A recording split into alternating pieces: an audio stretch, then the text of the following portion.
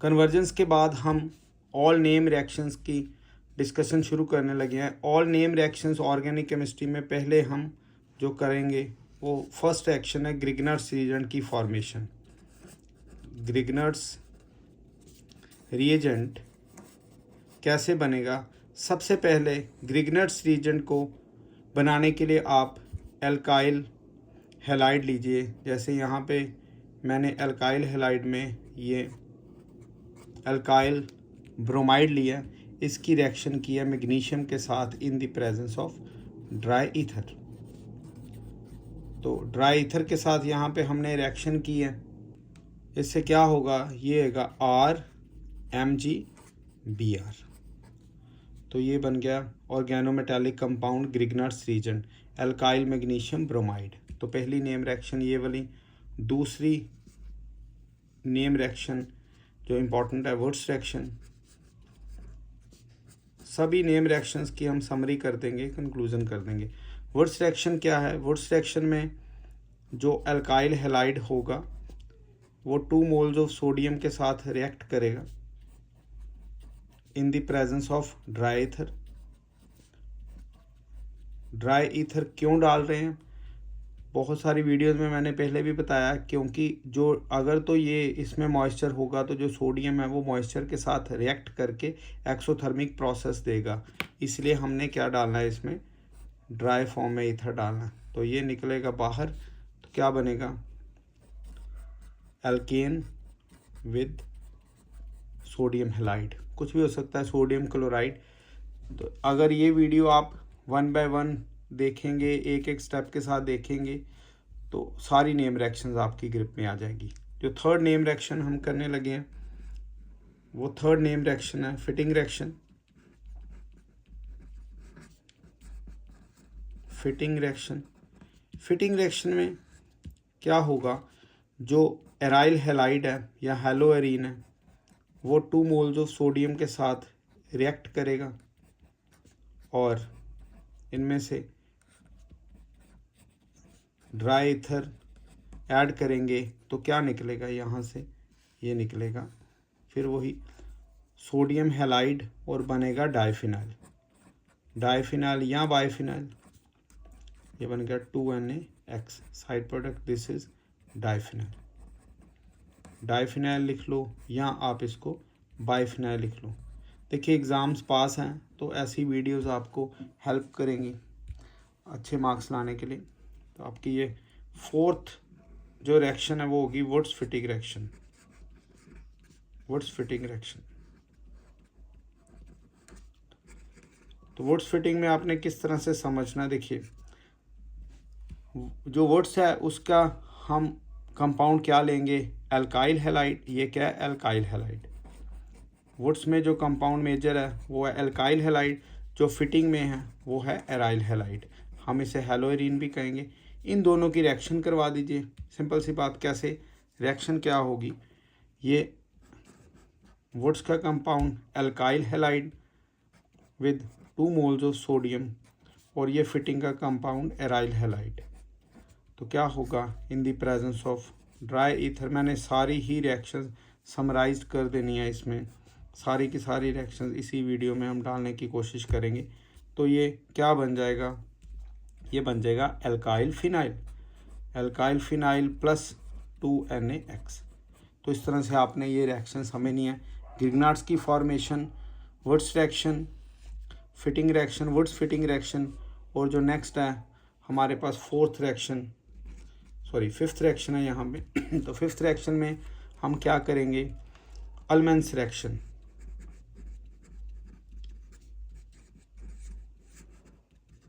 अल्मेंस reaction क्या होगी? अल्मेंस reaction में आयोडोबेंजीन रिएक्ट करेगा कॉपर के साथ। इसके भी 2 मोल्स लेने, और किस तरह से ये रिएक्शन होगी? यहाँ से ड्राई ईथर की प्रेजेंस में ये भी, देखिए एक जैसी रिएक्शन है और ये थोड़ा कॉम्प्लिकेटेड भी हो जाता है केस अगर एक जैसी रिएक्शन हो तो ये हमारे पास डाइफिनाइल बन गया। ये भी, ये एल्काइल फिनाइल है, ये डाइफिनाइल है, डाइफिनाइल एल्केन। राइट। अब हम फिफ्थ रिएक्शन करने लगे, फिर सिक्स्थ रिएक्शन में हम करेंगे फ्रैंकलैंड रिएक्शन।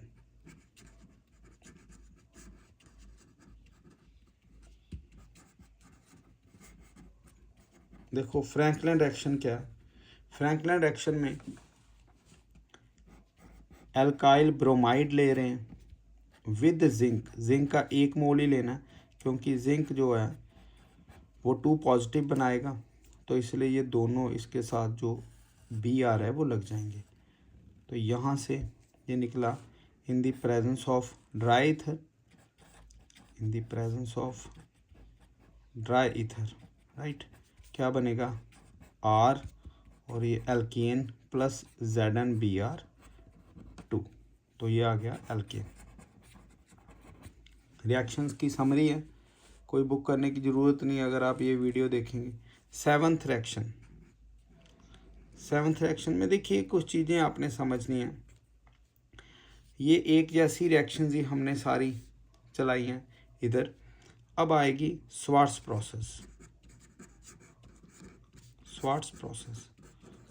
प्रोसेस इम्पॉर्टेंट क्यों है, इसके पीछे एक रीज़न भी है। ये हमें देगी फ्लोरोएल्केन की फॉर्मेशन के लिए यूज़ होगी। स्वार्ट्स प्रोसेस फ्लोरोएल्केन बहुत तरह से ये कर लेते हैं, बट अगर हमने +2 स्टैंडर्ड पे ही रहना है तो हम क्या करेंगे, +2 स्टैंडर्ड के जो सिलेबस है उसके ऊपर अगर फोकस करें तो इसमें आप एल्काइल हैलाइड को लीजिए। जैसे मैं यहाँ पे लेने लगा हूँ क्लोरोएल्केन, इसकी रिएक्शन करवाने लगे हैं सिल्वर फ्लोराइड के साथ, तो क्या होगा, यहाँ से ये इस जगह से बाहर जाएगा और क्या बनेगा, एल्काइल फ्लोराइड प्लस AgCl। ये मेजर कंपाउंड है, इसलिए हमने ये स्वार्ट्स प्रोसेस की।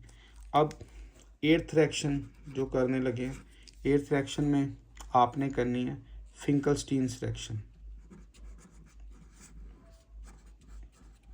फिंकलस्टीन्स हैलाइड एक्सचेंज मेथड बोलते हैं इसे, हैलाइड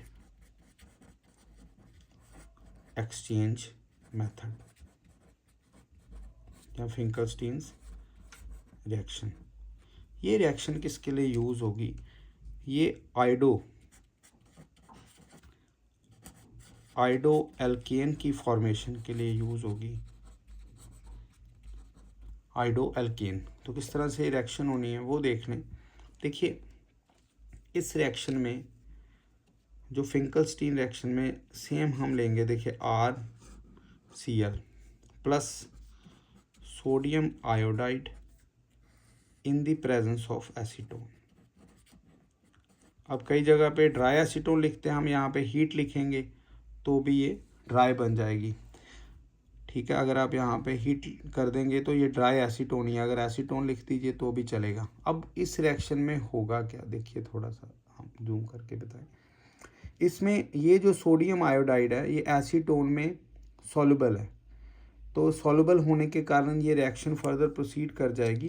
तो इसमें जैसे ये NaCl बाहर गया और क्या बनेगा, ये बनेगा आइडो एल्केन या एल्काइल आयोडाइड, तो NaCl। एक मैं यहाँ पे आपको थोड़ा सा क्लियर कर दूँ कि किस तरह से फर्दर रिएक्शन होगी। इन केस हम इधर ये देखिए, ये थोड़ा सा कलर चेंज करके हम देखने लगे। इन केस ऐसी कोई रिएक्शन आपके पास आ जाए, ये देखिए आपको पूछा जाए RCl प्लस NaBr और यहाँ पे एसीटोन डाला और हीट किया, तो क्या बनेगा। आप देखिए ये वाली गलती नहीं करनी कि आप NaCl करके RBr बना दो, तो ये रिएक्शन नहीं होगी, no reaction. Reason being NaBr is not soluble in acetone। Acetone के अंदर ये NaBr सॉल्युबल नहीं होगा, इसलिए ये रिएक्शन नहीं होगी। तो ये चीज़ याद रखनी है आपने हमेशा, ये रिएक्शन में क्या यूज़ करना है, use sodium iodide plus acetone for कौन सी रिएक्शन के लिए? Finkelstein reaction. छोटे छोटे पॉइंट्स याद रखिए, स्कोर अच्छी आएगी अगर आपने ये सारी चीज़ें फोकस की। ओके, ये फिंकलस्टीन रिएक्शन हमने कर ली है, राइट। अब और नेम रिएक्शंस के ऊपर अगर हम जाएं तो कौन कौन सी नेम रिएक्शन होंगी वो सारे की सारी डिटेलिंग आज कर रहे हैं। ये नेम रिएक्शन अगली, ये जी 8 नेम रिएक्शन हमने कर ली है। जो 9th नेम रिएक्शन है वो करने लगे। देखिए 9th नंबर पे नेम रिएक्शन कौन सी?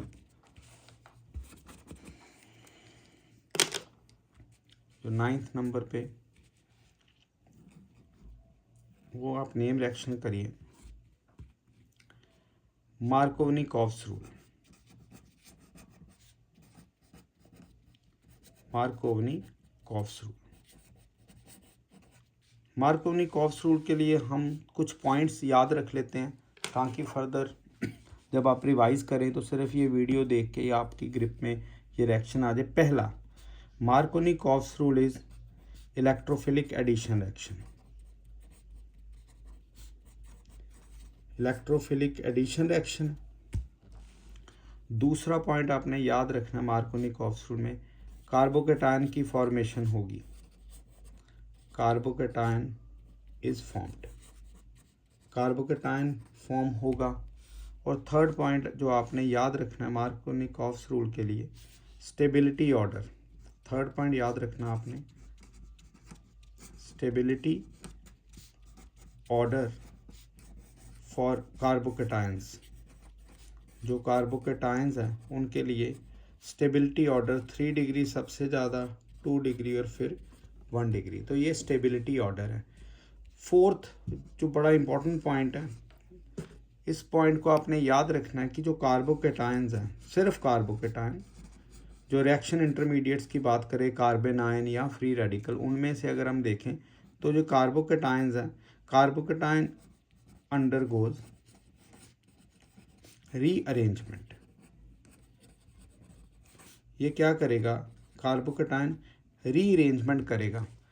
तो जैसे ही रिएक्शन प्रोसीड करेंगे, पहले आप थोड़ा सा रिएक्शन इसका देख लो, मैकेनिज्म क्या है। इसमें जो डेफिनेशन है वो है क्या? देखिए इसमें जैसे ये हमारे पास ये प्रोपीन आ गया, प्लस हम कोई भी हैलोजन ले लें, मैं HCl ले रहा हूँ, तो आपने क्या याद रखना है इसमें? नथुलाल हलवाई। क्या? नथुलाल हलवाई। अब इसका क्या मतलब है? नथु का मतलब है नेगेटिव, लाल का मतलब है लोअर और हाइड्रोजन। ठीक है, अब सुपर ट्रिक्स ही चलेंगे। नथुलाल हलवाई का क्या मतलब है? ये देखो ये हैलोजन का नेगेटिव पार्ट है। नेगेटिव पार्ट वहाँ जाएगा जहाँ पे लोअर हाइड्रोजन लगे हो। कौन से डबल बॉन्ड वाले? ये डबल बॉन्ड वाले जो कार्बन्स हैं उनके साथ जो हाइड्रोजन लेसर नंबर लगे होंगे उधर जाएगा। तो नेगेटिव जाएगा उस कार्बन के पास, डबल बॉन्ड वाले जिसके पास लेसर नंबर्स ऑफ हाइड्रोजन है। नथुलाल हलवाई याद रखना। और ये जो पॉजिटिव है ये वहाँ जाएगा जहाँ पे हाइड्रोजन ज़्यादा लगे हैं एज पर डेफिनेशन। तो क्या बनेगा जी? ये बनेगा CH2। यहाँ पे अब 3 हो जाएगा, सिंगल बॉन्ड, क्योंकि बॉन्ड सेटिस्फाई हो गई। ये आ गया जी Cl और साथ में आ गया CH3। तो ये बन गया 2 क्लोरोप्रोपेन। आज की वीडियो में जितनी नेम रिएक्शन हो सकती है हमने कर देनी है, हो सकता है 2-3 वीडियोस लगे। तो ये मार्कोवनी-कॉफ्स रूल का बेसिक आइडिया रहा है। अब नेक्स्ट जो होगा वो है नेक्स्ट 10th वाला। देखिए हमने सिर्फ नेम रिएक्शंस के फोकस किया है। मार्कोवनी-कॉफ्स रूल का हमने जनरल आइडिया दिया आपको। ये कोई हम मैकेनिज्म या ये कोई डिस्कस नहीं कर रहे कि किस तरह से रिएक्शन प्रोसीड करेगी। ऑल्दो जो मार्कोवनी-कॉफ्स रूल है वो मैकेनिज्म को फॉलो करता है, बट अगर हम कन्वर्जेंस देखें तो कन्वर्जेंस में बड़ी जल्दी हम ये रिएक्शन कर सकते हैं। अब करेंगे anti Markovnikov's rule. Anti Markovnikov's rule, ये डिस्कवर किया था खराश, एक साइंटिस्ट का नेम है खराश इफेक्ट। ठीक है जी, आप इस नाम को याद रखिए, जैसे गले में खराश है तो खराश इफेक्ट, राइट। और एक और नाम है इसका परऑक्साइड इफेक्ट। परऑक्साइड क्यों, ये सारा देखेंगे। एंटी मार्कोनी क्यों बोलते हैं, खराश तो चलो डिस्कवरर, परऑक्साइड इफेक्ट क्यों बोलते। देखिए इसमें भी कुछ पॉइंट्स आपने याद रखने हैं। फर्स्ट जो पहला पॉइंट है, ये जो मैं वीडियोस में कह रहा हूँ वो आप अपनी टिप्स पे लेके आएंगे तो कभी भी नहीं फंसेंगे ऑर्गेनिक केमिस्ट्री में। पहला ये है फ्री रेडिकल एडिशन रिएक्शन। तो आप देखिए मार्कोनी और एंटी मार्कोनी जो है दोनों ही एडिशन रिएक्शन हैं, पर ये कौन सी है, फ्री रेडिकल एडिशन रिएक्शन। दूसरा जो फ्री रेडिकल है, फ्री रेडिकल नेवर शोज या एग्जिबिट रीअरेंजमेंट, ये कभी भी रीअरेंजमेंट रिएक्शन शो नहीं करेंगी। थर्ड पॉइंट आपने याद रखना, इसमें HBr के साथ रिएक्शन होगी और सेट कौन सा होगा। फोर्थ पॉइंट आपने याद रखना, ऑर्गेनिक परऑक्साइड यूज़ होगी। ऑर्गेनिक परऑक्साइड कौन सी यूज़ होगी वो भी मैं आपको बता दूं, ये होगी बेंजोइल परऑक्साइड। तो स्टूडेंट्स इन वीडियोस के ऊपर फोकस करना, इनको इम्पोर्टेंट समझ के चलना। ये बेंजोइल परऑक्साइड आपकी बहुत हेल्प करेंगी, ये बेंजोइल परऑक्साइड। तो चलिए रिएक्शन करते हैं। रिएक्शन किस तरह से चेक करिए, ये हमारे पास आएगा CH3 CH double bond CH2 plus HBr और पर ऑक्साइड, कौन सी, ऑर्गेनिक पर ऑक्साइड। तो इसमें क्या आएगा, नेगेटिव किसके पास जाएगा, जिसके पास हाई नंबर्स ऑफ हाइड्रोजन होंगे। देखिए इसका कैसे है ना, नेगेटिव उस कार्बन के पास जाएगा डबल बॉन्ड वाले, जैसे आपने उल्टा रखना ना, जैसे यहाँ पे नथुलाल हलवाई, मतलब नेगेटिव वहाँ जा रहा है, यहाँ पे लोअर है, तो एंटी का मतलब है against the Markovnikov coughs rule, तो नेगेटिव कहाँ जाएगा, जहाँ पे ज़्यादा नंबर है हाइड्रोजन के, पॉजिटिव इसके पास। तो सिंपल सी रिएक्शन हो गई, जाएगा CH3 CH2 CH2 और साथ में आ गया ये Br, ये बन गया 1 ब्रोमो प्रोपेन। तो इस तरह से हमने एंटी मार्कोनिक ऑफ्स रूल भी देख लिया और मार्कोनिक ऑफ्स रूल भी देख लिया। तो खराश परऑक्साइड इफेक्ट को बोलते हैं, किसके कारण ये सारा कुछ हुआ है, परऑक्साइड, बेंजोइल परऑक्साइड के कारण। एक्चुअली हमारे पास 3 तरह की रिएक्शंस है फ्री रेडिकल, कौन कौन सी, पहले chain initiation, chain propagation, then chain termination, वो हम यहाँ पे डिस्कस नहीं करेंगे, हम सिर्फ नेम रिएक्शंस का फंडामेंटल आइडिया दे रहे हैं आपको। तो नेक्स्ट 11th रिएक्शन आपने कौन सी करनी है, देखिए जो नेक्स्ट रिएक्शन है मार्कोनी एंटी मार्कोनी के बाद हमारे पास आएगी कोरी हाउस रिएक्शन। कोरी हाउस रिएक्शन, तो कोरी हाउस रिएक्शन में देखिए इसमें इंपॉर्टेंट पॉइंट क्या है, पहला पॉइंट इसमें ये इसका नाम है लिथियम डाई, 2 अल्काइल पार्ट है, लिथियम डाई अल्काइल क्यूपरेट, ये यूज़ होगा, ये वेरिएबल है और इसको हम बोलते हैं Gilman's reagent. This is Gilman's reagent. हम एक देख लेते हैं, इसमें डबल नहीं कभी होगा, ठीक है। जो प्रोडक्ट होगा, product will never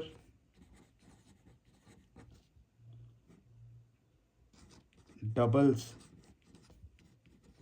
the carbon from reactant alkyl halide, कभी भी डबल नहीं करेगा, जबकि वर्ड्स रिएक्शन में ऐसा होगा। तो हम इस रिएक्शन को किस तरह से करेंगे वो हम यहाँ पे देखने लगे। देखो बच्चों, ये रिएक्शन इधर ही कर देंगे। होगी कैसे रिएक्शन, इसमें जैसे मैंने ये करवाई भी है पिछली रिएक्शन में, तो अभी तो नेम रिएक्शन का सारी वीडियो चल रही है इसलिए ये भी इसमें इंक्लूड करें। सपोज़ हमने 1 से 2 बनाने हैं तो व्हाट्स रिएक्शन लगेंगे।